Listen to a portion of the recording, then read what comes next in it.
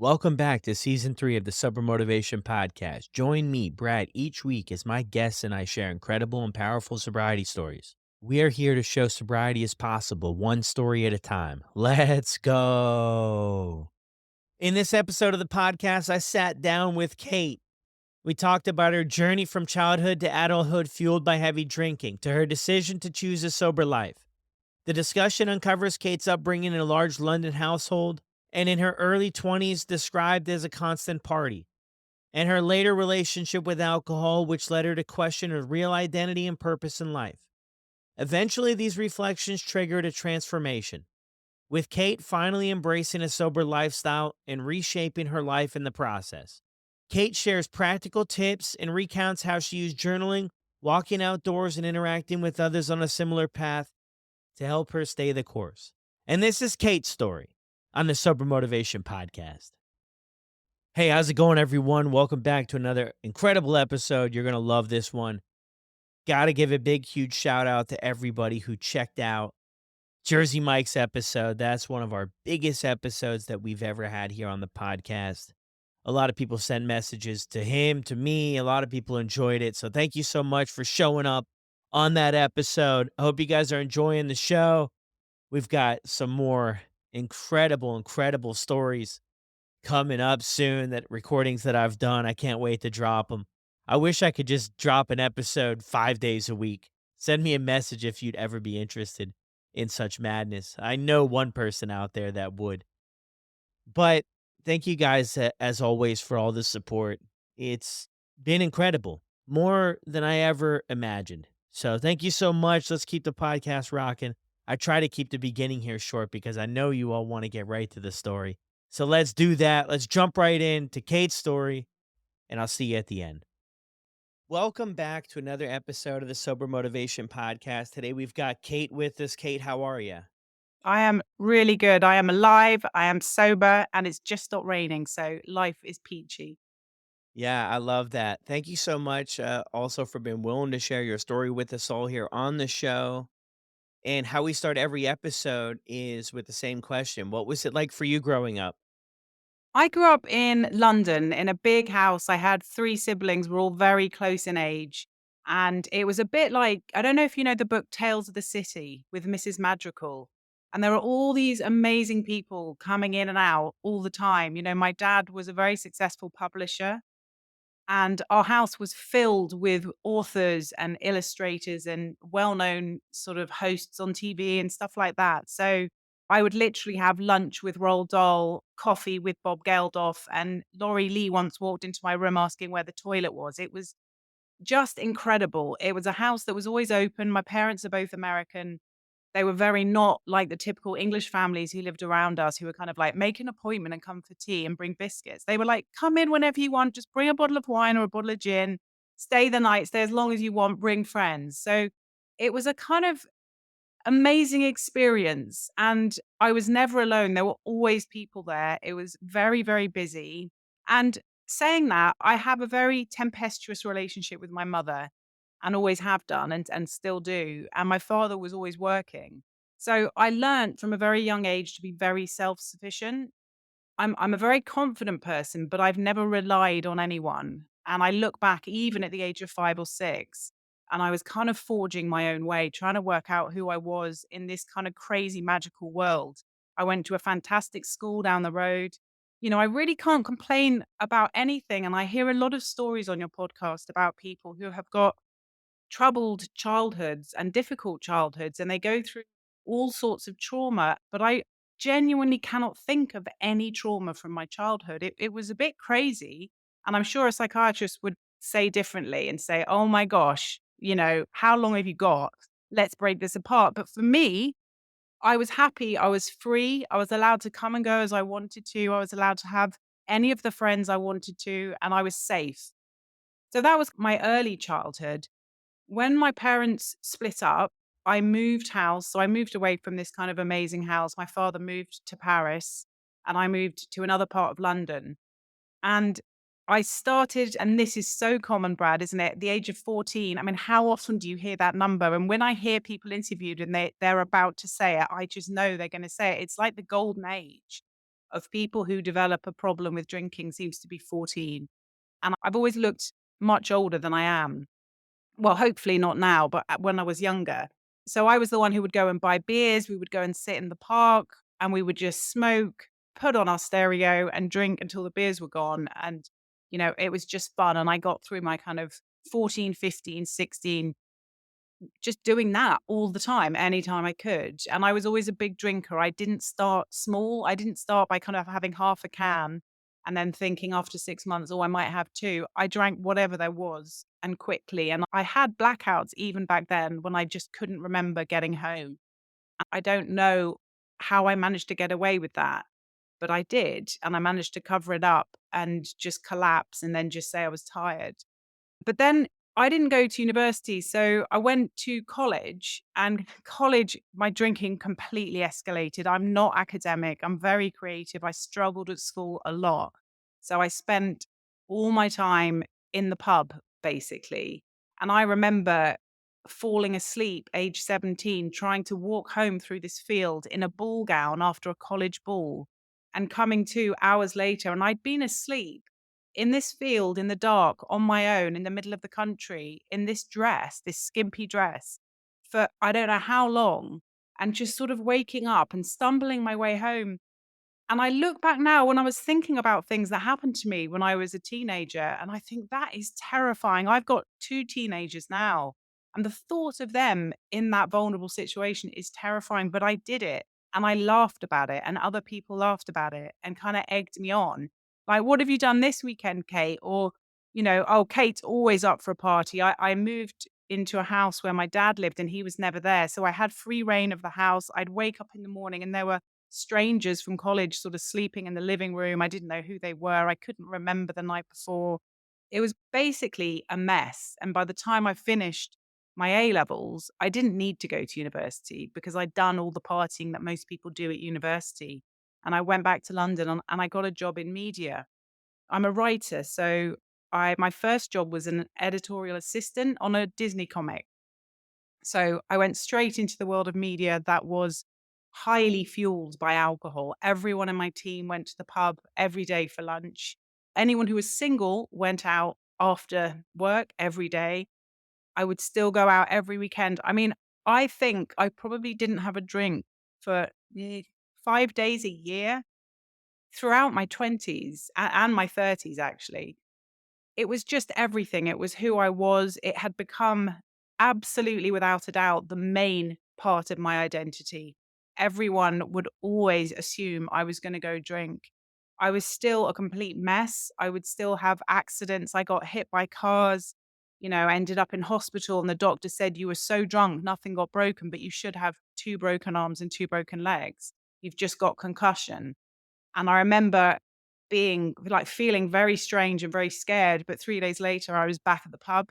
Nothing seemed to stop me. Alcohol was just what people did, and when I look back at my childhood, I always thought alcohol was just kind of what made adults relax. It was fun. It was what all the cool people did, and where I was in my life and I looked around, all the people I wanted to hang around with also drank like me.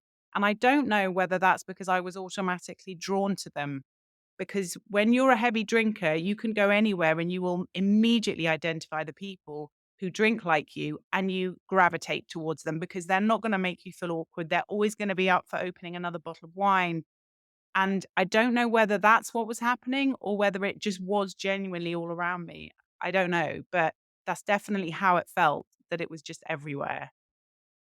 Yeah, wow, so much to unpack there. Thank you for sharing all that with us. So you had 3 other siblings growing up. That's pretty busy. Cool though, a Yep. lot of fun, right? A lot of people around. And then you mentioned there too, your parents separated. Is that what happened? Yeah. Yeah. And you went to live with your mom.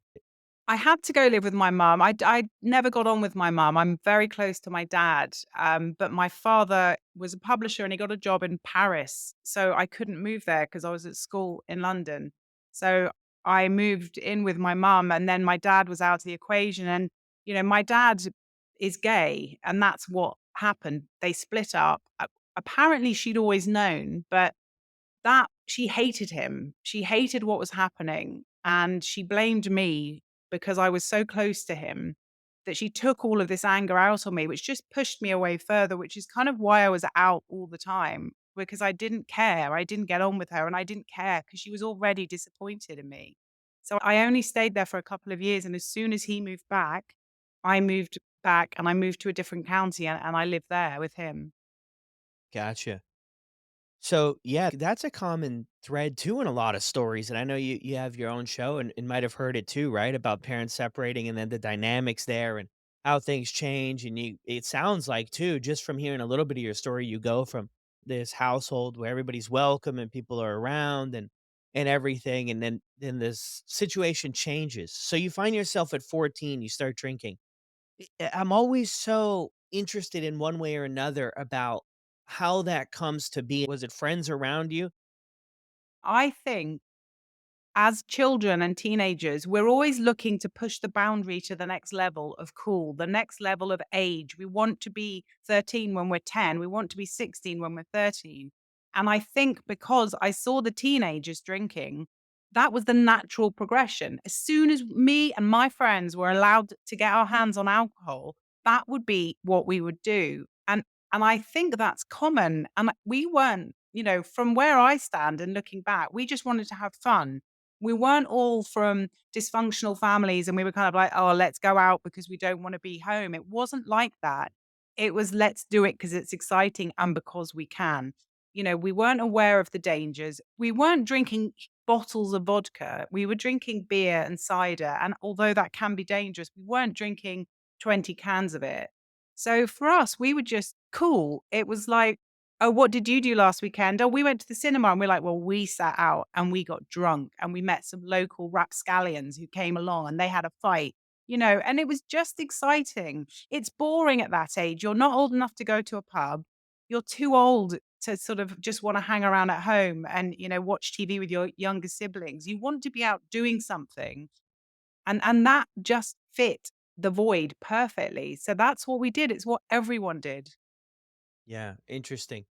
When I think back to when I was in high school, I wasn't really part of the cool crowd, you could say. I mean, maybe later in high school, I started to get more acceptance from people, but yeah, I mean, and I grew up in the US. I live in Canada now, but I grew up in the US. I went to high school there. It's interesting, and maybe it's the age. What age in the UK can you start drinking at? Oh god, I don't even know. I think it's 18. Is it? Okay, Yeah, yeah, because in the yeah, US, it's 21. Canada, some parts of Canada is 18. Where I live now, it's 19, so 18. So maybe you just become more familiar with it because I guess the whole thing I'm saying here, when I was in high school, I didn't really notice. There were obviously people partying, but this high school had 7,000 people. It wasn't to me at the time like a thing that everybody was getting it. I didn't really hear chatter and stuff, and I wasn't yeah, overly involved in those things. So it is interesting too about kinda starting into it, and then, the cider and stuff, that seems to be really big from my conversations with people. It's just an interesting dynamic to get started, and then you start to experience some consequences relatively early on and keep things going with it too, right? Some scary times, blacking out yeah. is a scary thing. So where do things go for you after that? After you're getting this job? Well, I think that's when I started to kind of branch off from just doing what everyone else was doing and realizing that my drinking was much heavier and actually I'm a serious drinker, and maybe I shouldn't be proud of it because actually I'm seeing the people I'm hanging around with, and we're drinking heavily every night. And the other people I know will only drink on weekends. But I kind of carried on doing that. And I worked in publishing and I moved around, and I decided that my life wasn't moving. And I don't know if you had this, but I felt, and I know now this is alcohol that was keeping me trapped. I felt like I was kind of wandering around searching for something, searching for me, waiting for something to click into place so that I knew where I stood in life, waiting for life to begin. But the years are ticking by, Brad, and I'm like, I'm not changing, I'm not evolving. And it's because I was going to the pub every night. How are you meant to evolve? How is your brain kind of meant to move on to the next level? How are you meant to have interests when you are sitting in a pub having ridiculous conversations with the same people every night, month after month? So what I decided to do was to move to America. I've got an American passport. So I literally decided I'm going to go, and I'm one of these people who would just jump in the deep end and be fascinated about how I'm going to find my way back to shore. I don't think about things. And that's good in a way, and it's bad when you think about drinking and situations you put yourself in. You think you're invincible and, you add alcohol to that mix and it's terrifying. So I decided I was moving to America. Next thing you know, I'm on a plane. I moved to New York, got an apartment in Brooklyn, and I started working at Scholastic on Broadway. I was in the film department. And guess what? I found all the Irish drinkers in my company. I started to going to my local Irish bar and I went on a date with this American guy. And I remember I ordered a second glass of wine and he looked at me and he went, "Do you think you need that?" I'm not going to attempt an American accent. And and I thought, "This is never gonna work. You're judging me already. There's no way I wanna go out with someone again who's gonna be like this." So I literally did just party for a couple of years, but I did it in New York, and instead of falling asleep in fields in Gloucestershire, I fell asleep on the subway and woke up in the Bronx, not remembering having got on the subway in Manhattan. I mean, it was scary stuff again, and I'm so lucky that I'm still here because the situations I put myself in were incredibly dangerous, and I was so cocky. I thought I was invincible, nothing really bad had ever happened to me, and I wasn't moving forward. I had a good job, and I looked like I was kind of having the best life ever, and I told myself that's what's happening, but it wasn't. I was still now in my 20s and doing the same thing and moving towards my mid and late 20s. So then of course, well, this isn't working. I'm not really doing anything, so I moved back to England. And it literally just went on repeat. I have had some wonderful relationships. I've got some wonderful friends and I've been really lucky in my job. My career's fantastic. I'm still a writer and I work with some incredible companies. But when I think about myself, Brad, in my 20s and my early 30s, I'm ashamed to say that there's nothing to report at all about Kate and how I progressed as a person. I had no interests. I literally had no hobbies. And to admit that and to acknowledge that and the depression that alcohol brings was really starting to catch up with me. I've never been depressed, but I woke up every morning hating myself and saying, "Why am I doing this again?" And that catches up with you. I didn't like looking in the mirror. I didn't like who I was. I wasn't doing anything to make myself proud. And I just thought, you're wasting your life. You've wasted so much of your life and you're carrying on. Why are you doing this? And that is when things started to get a bit more sinister, I think, with my relationship with alcohol. I was drinking at least a bottle of wine every night, even if I was just home. I would on my own, I would open wine. On the weekends, I could drink 2 bottles or 3 bottles. Mm. And I was just doing it because I'd been doing it since I was a teenager. It's this vicious cycle. It's become my comfort blanket. It's what I do. It's who I am. Everyone knows that. And to step out of that when you've got no foundation at all, everything's been built on alcohol and socializing. So to step out of that alone is quite scary because you're stripped bare and you're having to admit you're a woman in your 30s who has nothing to show for her life other than what, partying with strangers? I can't remember. It's all merged into one big party. I don't know where I lived. I have to look at my CV to work out where I lived at what parts of my life. I mean, that's not good, is it? Yeah, I mean, you're at a place too where you're very honest about how things played out. And I noticed that there's a lot of people, and I know there's a lot of people out there who are just still in. I mean, we could call it whatever we want, denial, or we could call it that we're just not conscious of it yet, or we're just not aware of it yet. But I think that's the impact it has, right? As we look back and decades have gone by, and some of us look around. I mean, the job's going well. Things are going well. I mean, that's so cool. You're probably like, I'm moving to New York. I've got this job. You're getting, lots of praise. You're doing well with things. But it's like when we look back and reflect at our personal life and the self development we've done internally, you mentioned hobbies and interests. You didn't have things that, really brought joy to your life or fire. Those are the things we sacrifice because how can we even get that stuff involved in our life when we spend every evening going out drinking or every other or whatever it is. And then the next day we start our day off. You know, the most terrifying thing to me about this whole thing is we start our day off in this anxious, some people call it a anxiety, you know, Yeah. this sadness. And it's not even necessarily that we're sad or that we're extremely anxious. It's the poison that we've consumed the night before that brings upon this thing. And then we make a pact with ourselves. We make a commitment. I'm done. This is it. At least I'm going to take tonight off. And then, then there goes a decade off the calendar where we've had the same conversation with ourselves so often. And then I think where we're getting to in your story is kind of the next level, right? It's the shame builds. We're Yeah. not happy with where we're at, and then it's like, this is the only tool on our belt. The disappointment was huge. To the point where I stopped saying I'm gonna take a day off, to the point where I never did dry January because I was so disappointed in myself. I didn't need to put any more pressure on myself and any more disappointment. I didn't need any more people saying, "Oh, look, you haven't managed to do it." And it was more to do with myself. I just started to feel like a complete failure. And you cannot be happy and positive in life if you think that you're rubbish, you're a disappointment.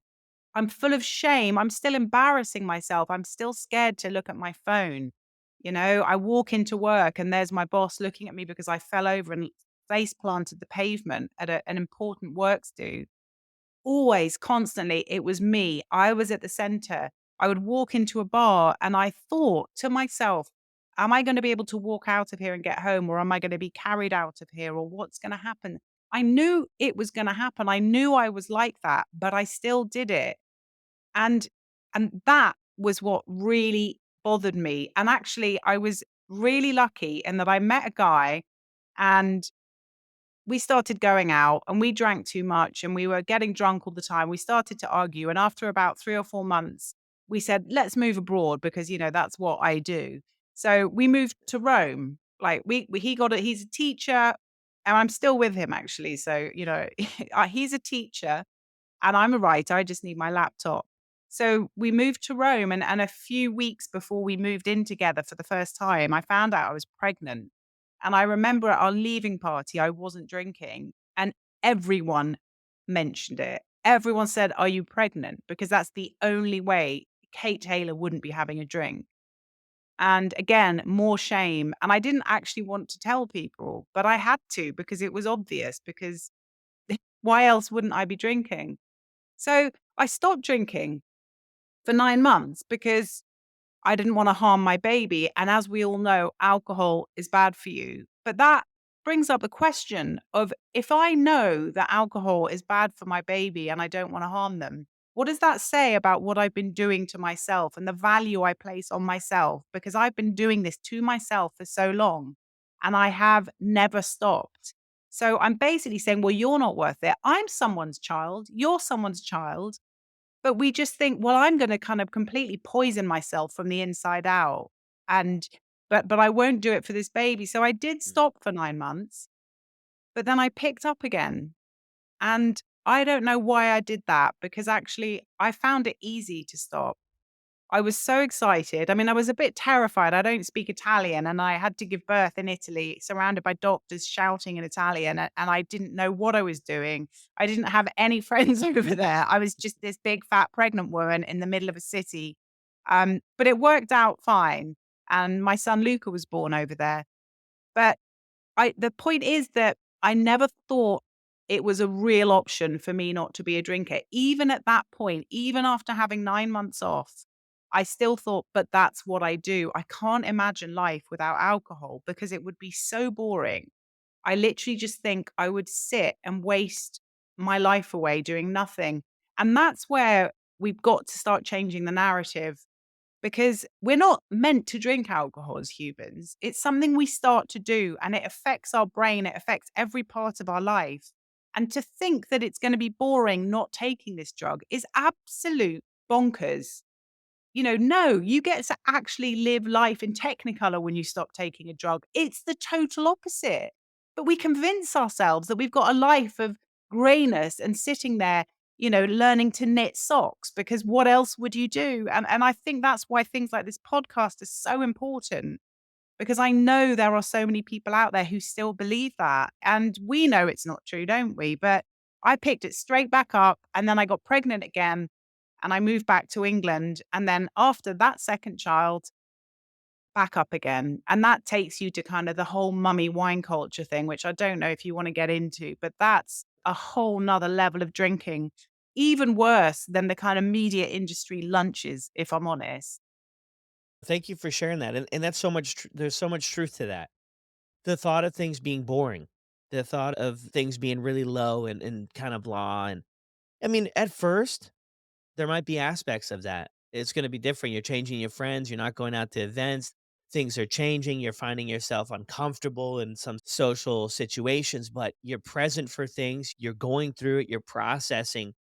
For some of us, maybe for once in our life as an adult, a lot of us, we have time as children where we're not drinking and we have to go through all these things. But in our adult life, these events and these work things and whatever it is could very well be the first time we're doing these things. So, of course, it's going to be uncomfortable. That's a normal part of life. And I think that sometimes we really blow it up. I did anyway. I really blew it up like, oh, this is so strange. I don't know what to do with my hands.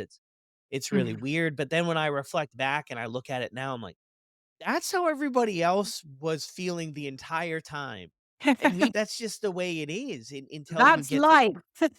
Yeah, that's life, and it is so interesting, yeah, about the boring part, but I mean, if I reflect back to when I was drinking and when I was, wrapped up in the madness, it was literally predictably the same thing every single day. Some new Yeah. adventures here and there, some different risk-taking stuff, but not much positivity, not much self-development because you're not really able to tap into it because in life now, when things get difficult and things are hard, we really are forced to work on it, to manage the emotions that come in, to come up with plans of action, to come up with solutions and ways to move forward.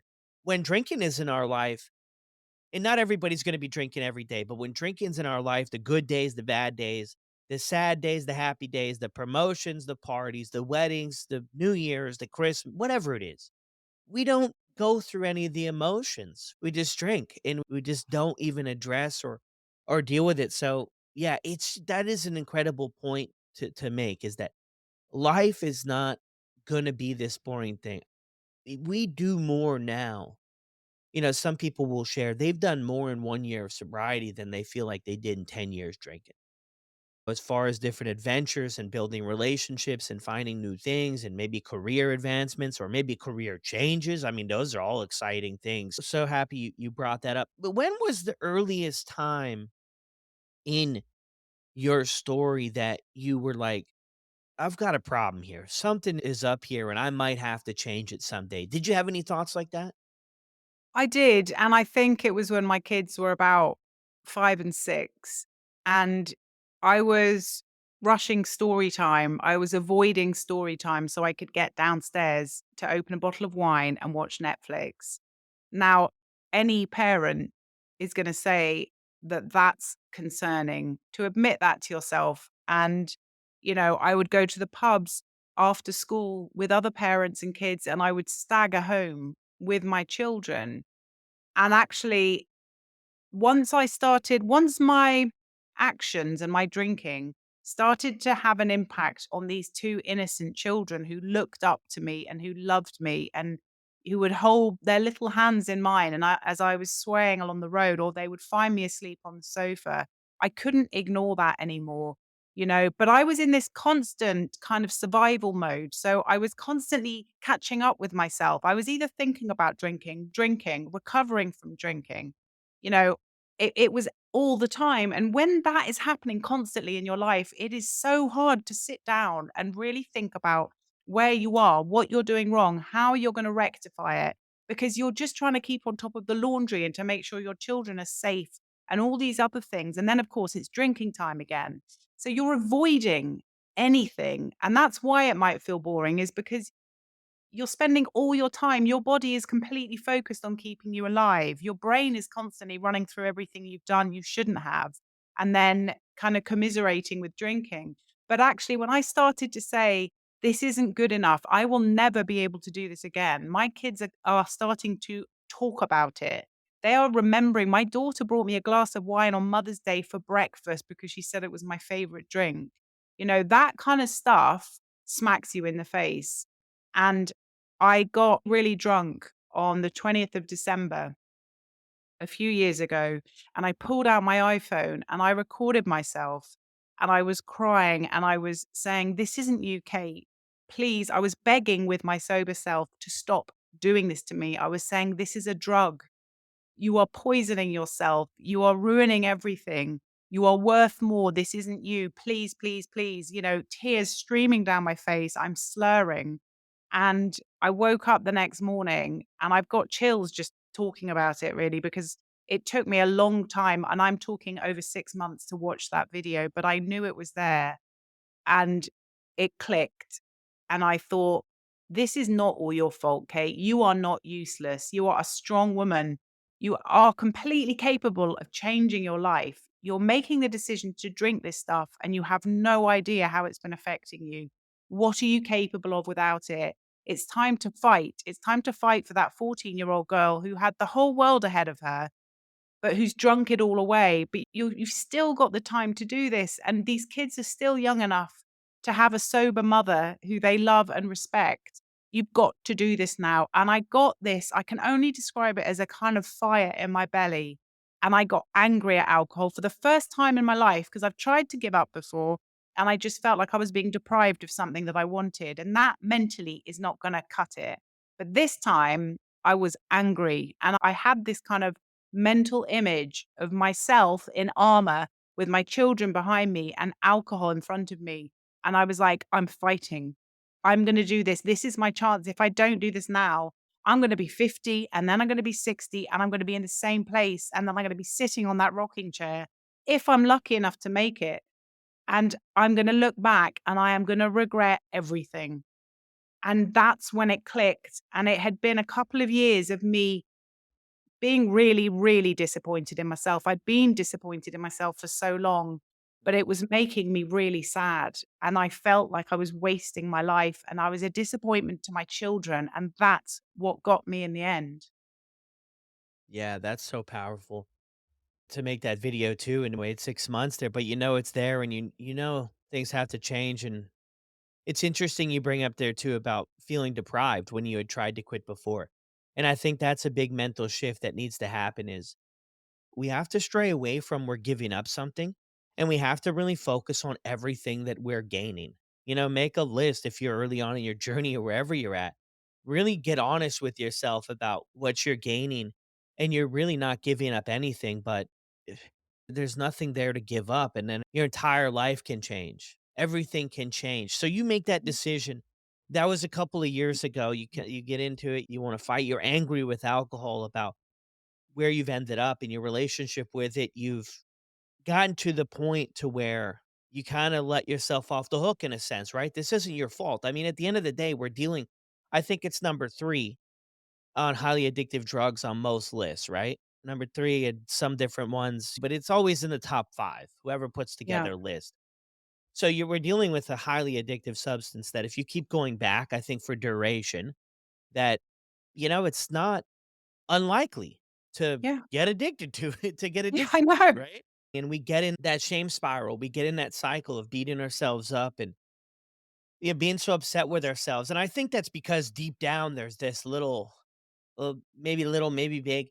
There's this voice, there's this feeling, there's this gut feeling that we can do so much more. We're capable of so much Mm. more. And then we feed that a little bit, and it's like a little monster, and then the little monster grows a little bit. And then eventually you get to a spot where the monster is bigger because we've fed it a little bit.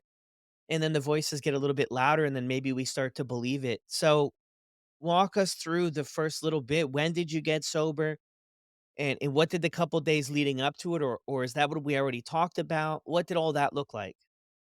That's what we talked about. And it was a few days before Christmas. So my house was full of alcohol and I think for about 4 or 5 days, I'd had awful sleep. I was just sweating a lot. I felt awful, and I looked awful because I was in a really bad place. I was at the point where if I drank a bottle of wine, you wouldn't be able to tell. It just wasn't touching the surface anymore for me. But I thought, "No, I've got to do this now. While I feel like this, I've got to do it now." And, people gave me gifts of alcohol for Christmas, and I just thought, "I've gotta get through." And I did it on my own initially, but I think after about 2 or 3 days, I realized I need support. I need to have other people who are inspiring around, and that's when I started searching for podcasts, and that's why I love doing them because for me, I would be laying in the bath upstairs crying, "What is my life gonna be like?" And I would put a podcast on, and I would hear someone tell my story, and it would just give me this immense amount of comfort and understanding. And I just thought they've done it and they're saying they're proud and they would never go back and their life has changed. And it just inspired me to keep going. And I would listen to something every day. And I got through all those first days and the first weeks just filling my head with as much knowledge as I could. Because actually, once you understand how bad alcohol is, and I had no idea, I did not know it caused cancers. I didn't know it killed 3 million people a year. I had no idea the effect it was having on my brain and my body. I just thought it was the drunken side of alcohol that I had to worry about, the things I did when I was drunk. But it started to terrify me when I found out the sort of science behind it and what it actually does and what's in it. So I kept feeding myself and I joined a 100-day challenge because I needed something to tell people because everyone who I said I wasn't drinking would kind of go, "What? You?" So I just said, "I'm doing this 100-day challenge. Do you wanna do it with me?" And they'd go, "No." But I'd go, "Right, that gives me Yeah. 100 days, A, for myself, and B, people will get off my back for a little bit because I don't wanna talk about all of this yet because I don't know who I am, what I'm thinking, what I'm gonna do, how I'm gonna do it, but I wanna be left alone." And I really didn't go out much at all for the first sort of month or 2 as soon as I had a craving. And I don't think they are cravings as much as associations, because I had opened a bottle of wine at about 6 o'clock every night for decades. I associated that time with wine. So I would go out. If it was pouring with rain, I would go out and I would walk until the time had passed and I'd come home, or I'd go and have a bath for an hour or two, just to get away from the kitchen, to get away from that sofa that I would sit on. And slowly, the associations in my mind started to create new ones. Well, we haven't done this for a few weeks. We haven't done this for a few months. So that's not the go to. There is another option. And I really worked on that. And I listened to other people. I listened to what other people had to say. I got a notebook. I started journaling what to do, different ideas. I started writing down things that people said that really struck me. And when I felt weak and like I wanted to go back, I would read them and I really supported myself. And one thing I did do was I looked in the mirror and I said, "I love you" to myself. And it was so emotional and it looked bizarre. I was just standing in my bedroom saying, "I love you." And I burst into tears because I realized I had not been looking after myself. I had not had any self respect. I had not been loving myself for so long that even saying those words pushed me further because I became my own ally. I felt like I was doing this and it was exciting. And I was going to do something good for once, something I wouldn't be ashamed of, and you get used to waking up in those early days and not feeling that awful regret or am I still in my clothes? Do I have to look around for clues? Did I have an argument last night? Was I to blame? What's on my phone? Slowly, when those things go, you get stronger and stronger every day, and I would buy myself little gifts at the end of every week just to say, "You've done it. You've saved money. Here's something." And it might be a pen or something. I'm not talking about expensive shoes, but it's just something that I could physically look at and say, "You deserve that. The things you're doing are really brave and they're really good." And I started this whole new way of talking to myself, in my mind and out loud. And it really changed who I was. I just started to become the person that I was always searching for. Yeah, wow, those are some incredible tools, right, that you put together, and yeah, everybody has that sort of time or that association, as you mentioned there, with drinking, right? Whether it's seeing the flashing open sign or whether it's the kitchen. And I mean, you hear so many stories, right? A lot of us start out with the social aspect, right? Going to the bars, to the pubs, and then you hear so often is we get into this other stage about it's just at home. Like a lot of the times it's just at home and yeah, it's interesting, and then changing stuff up and going for walks, like, that's so powerful for people. I feel like sometimes I had this teacher in 6th grade, and she would always say this expression, "KISS." Keep it simple, stupid, and she would always say that about everything. In fellowship groups, they do have the keep it simple saying, but I feel like sometimes we try to complicate this whole thing. I get Mhm. messages, and I'm sure you do too, and it's like everybody wants this uh, if anybody's played GoldenEye on a Nintendo 64, you had the golden gun, and one shot, you take somebody down. It was a beautiful thing. But everybody seems to want that one solution, that one thing that's just gonna be magical and just change everything, and I don't know if there is exactly one thing out there, but I feel like sometimes we do complicate a very simple process about, "Hey, these are the things that are coming up in our life. We have gotta do something different consistently," because a lot of people share the story of decades of use and decades of routines, and then identity becomes intertwined with alcohol. It creeps into every area of our life, and we convince ourselves if we don't look like that and we're not losing our job and things are not, completely falling apart, even though internally they've been falling apart for us for a long time, that if none of that stuff is happening, then there's nothing to see here. We can keep it going. And I love those strategies you utilize because they're very practical. Going for a bath, going for a walk. It's when you get those overwhelming feelings of going back to what you're used to, you have to get moving. So the big question is not always how to get sober. The big question is what are you willing to do to stay sober? Because Yeah. just something simple as a walk, and so many people share this, and I had one guy on the show, and he walked like 3 hours a day for the first month, and it was so helpful for him.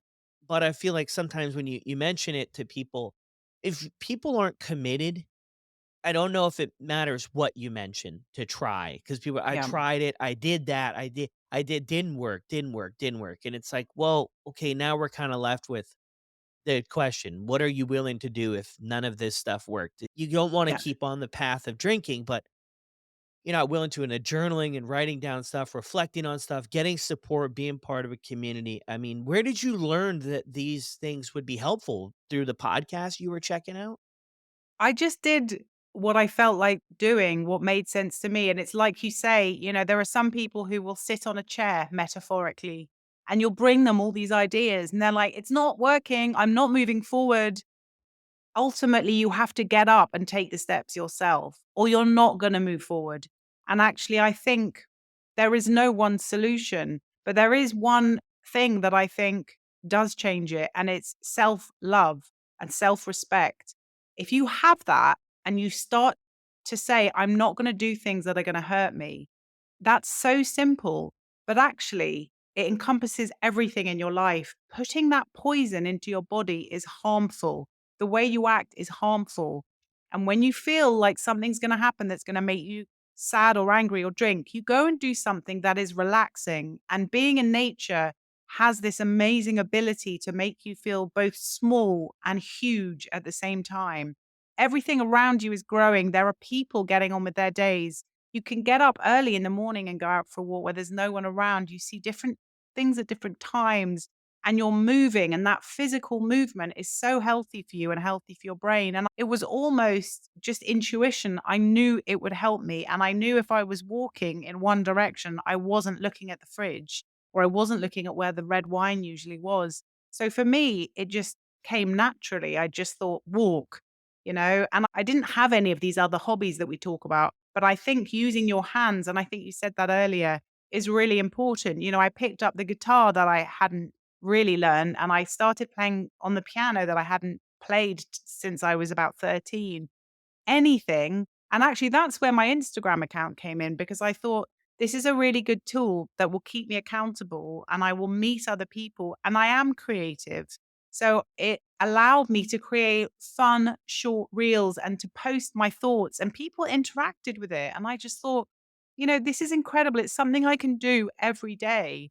And bit by bit, I grew stronger and I started to know myself. And I had more and more self respect and self love to the point where I didn't want it anymore. And that is the ultimate goal, isn't it? When you start to feel like you can finally focus on your life and you suddenly do realize this is not boring. It's anything but. There is so much opportunity out there. I look so much better. That's when the real fun begins. And it is hard to begin with, but actually, it's absolutely possible. And support is out there. You're part of a great group and you've got this amazing podcast. You have always answered every message I've ever sent you. People like you are helping thousands of people. And I think people need to not be afraid to reach out. It's non judgmental, this community. And I did that.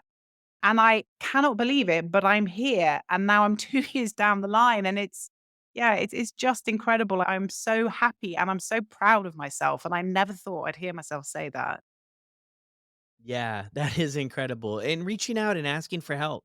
And I think being willing to take the help that's offered, the advice and the direction or suggestions that people offer too can make a world of difference. It's huge congrats too, by the way, on 2 years. I mean, hearing your story and hearing that 2 years brings me definitely a lot of joy to start off my Tuesday morning like that because it's just so powerful. It's one of those things that we maybe never thought would be part of our lives, and then 2 years later, here we are, is we never thought that would be maybe part of our life and how things change and the connections we make along the way. I mean, meaningful connections, and you mentioned too there, in the beginning, it can be hard, but, anybody if you're listening, if there's anybody out there who's kind of in the beginning and it can be hard. The way I look at it is like keeping the train going is hard. Keeping it going, waking up. I mean, look at the consequences that are a part of your life. Get real honest about it.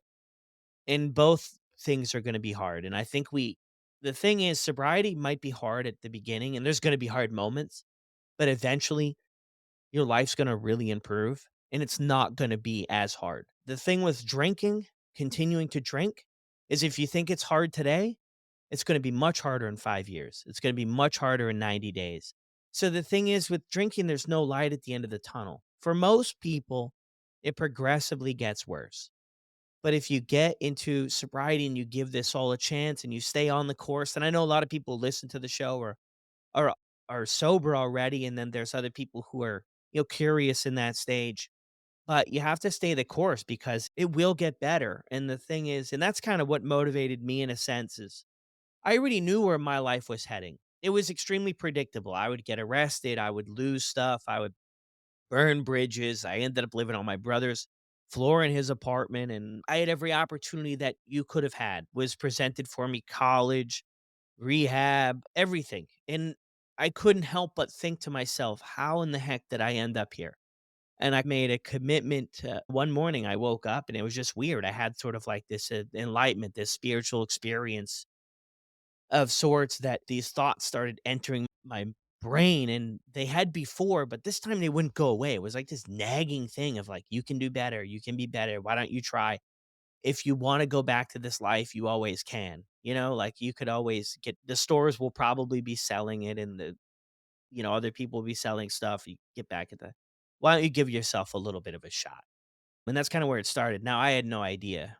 I wasn't as enlightened as you, Kate, with walking and all this stuff. I had to learn to crawl first, but it was incredible. It was incredible, and I think that's what we need to pay attention to those thoughts and those things that are encouraging us. And I love the part about self-love. I love that to be a great place to start from, and that's an inspiring story where you talk in the mirror, you say, you love yourself, and it's emotional and Well, I'm glad you say it's inspiring because I listened to your podcast and I've always had a bit of imposter syndrome in that I think, well, I'm just a kind of fairly privileged middle class woman and I've been given so many advantages in life and I've still messed it up. You know, who am I to say poor me? But actually, the number of people I know who are living in that situation who feel that way too, and they think, well, I'm not homeless or I haven't lost my job or my marriage because of it, and they enable themselves to carry on because of it. That is so dangerous, and if you think sobriety is hard, If you're living in constant survival mode, I promise you that's harder because I have never felt like this before in my adult life. I had no idea of the joy of being sober and waking up and looking forward to the day instead of automatically thinking about what happened the night before and hating myself. That is happiness. That is not hard. That is the most incredible feeling in the world. And now that I've done it for 2 years, I would never go back. Why would I want to? People have said to me, if you could have a drink and no one ever found out, would you do it? And it's like, you don't seem to understand. I am so happy I don't want the stuff. I drank it for so long. I've drunk my share and half of yours. I know what it does and I don't want it anymore. No, I'm not tempted. You go for it if you want to. I'm not going to preach to you, but I finally feel like I'm living and I am getting hobbies. And I did go join an evening art class at the local college. And I do go walking and I have made so many new friends. And it was slow going, but do you know what? I wanted it to be slow at the beginning because I didn't know who I was. I had burnt my house down that I'd been living in for 20 years, and I want to replace those bricks one by one carefully as I build my new house. I don't want to rush into it and surround myself with all these different things and hobbies and things to try and distract myself. I want to take time and build a house that I love, that is secure, and that is built on foundations of who I am because I have never lived in a place like that before. So just take your time. And I don't feel like you have to rush it. If you're not drinking, you are doing a brilliant job. Yeah, at first, that's what it's all about. Like, the first Yeah. week or the first month for some is it's literally just that's the only thing you have to get perfect. That's it, Yep. is you just don't drink and things will get better. Someone listening to the show, Kate, who's in this curious stage, right? Maybe they're doing a dry January too, because we've seen a big uptick in this dry January. They're contemplating moving forward, right? What does February bring? Or somebody who's on their journey and they're struggling a little bit. What would you say to them? Oh, that's a tricky one, isn't it? Because I want to say the right thing because I know what's waiting at the end of February and the end of March. All I will say is there is nothing back there for you. There is no good. Nothing good ever came from a drink, and all you have to do is not take that first sip and the urges will go. You will socialize again and your life, your relationships, your career, your creativity, your interests, you will become more interesting. Everything will change and the person that you want to be and the reason you've done dry January is because you know alcohol is not serving you. So give yourself a chance. Look at yourself and say I love you and think about what you deserve. If this was your best friend or your sister or your daughter or your mother, and you wanted them to have the best life, what would you want them to do? Stop putting yourself at the bottom of the pile. Stop saying it's going to get better because it's not going to get better. Alcohol is never going to serve you. So just keep taking those steps and do it one day at a time because I promise you one day you will get to the point that Brad and I are at where you think, thank God I stuck to that because it was the most incredible decision I ever made. And I don't want to go back. Wow, beautifully said. And I think there's so much truth to that, right? You have to hang in there to do it, right? Things are not going to all of a sudden make sense overnight, but yeah, really dig deep, and I love that to coming from a perspective of your children or another loved one or a partner of some sort about if they came to you with the struggles, what advice or what would you mention to them about it? Because you're right, we put ourselves at the bottom of the pile and we come at ourselves a little bit sideways sometimes Yeah. without that care and compassion and love that we should. And that's an incredible way that you can lock into that is by putting it like you're talking with somebody else that you really respect and care for and love and just switch that up on yourself. But yeah, everybody who's kind of on the journey, I mean, it's the 23rd today. We'll be putting this out later this week or next week. But yeah, it'll be close to coming to February and it'll be kind of a decision for people to make and see where they land with things. But even if you did 30 days, maybe push yourself next to 90 because I think you can really start to see more progress, the longer you hang around. Kate, is there anything else you would like to end with? I talk a lot, as I'm sure you've worked out, and I think I've pretty much covered everything that I needed to say. But reach out. I know Brad's DM's always open, so are mine. You are not alone in this, and you are doing something incredible, and you're worth it. And I know that sounds like a kind of L'Oreal advert, but it's true. And I just think, if you are coming to the end of dry January, carry on. Be proud of yourself. This is the most exciting thing. This is not just a struggle, just difficult. It's brilliant. It's exciting. Life is about to get so much more colorful, and it's all within your grasp. Don't give up now. Yeah, beautiful. Thank you so much. Where's the best place for people to find you? I am walking the straight line on Instagram, and that's the only social media place I've got. So you can find me there, goofing around a little bit, but I'm there all the same. Alrighty, perfect. Thank you again so much. Thanks, Brad. It's been an absolute pleasure. Well, there it is, another incredible episode. Thank you, Kate, so much for jumping on here and sharing your story openly, honestly with us here on the Sober Motivation Podcast. I got a ton from this episode, and I knew you all will too. Do me a huge favor, though, everybody. Everybody, I need you to drop a review on Apple or Spotify for the podcast if you're enjoying it. Also, be sure that you're following the podcast on Apple and or Spotify or both. You can do both if you want to. But follow along. It helps out with the whole algorithm thing that we're all constantly up against. Help us get in front of more people and help us just help more people and let them know they're not alone. So, everyone, enjoy your weekend. Dropping this on Friday. Have some fun with your weekend. Do something you enjoy. And I'll see you guys on the next one.